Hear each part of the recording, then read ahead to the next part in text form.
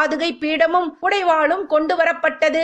சகலமும் அணிந்து கொண்டு மிக கம்பீரமாக சபை நடுவே கர்ணன் உட்கார்ந்து கொண்டார். நன்றியோடு கைகளை கூப்பி துரியோதனனுக்கு வணக்கம் சொன்னார். அதில் பணிவும் பாசமும் பொங்கிக் கொண்டிருந்தது.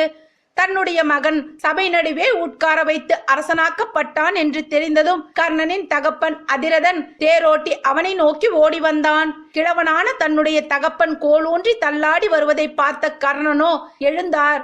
மண்டியிட்டு அவர் பாதம் பணிய முன்வந்தார். அட, இவன் நம்முடைய தேரோட்டி அல்லவா? இவன் மகனா நீ?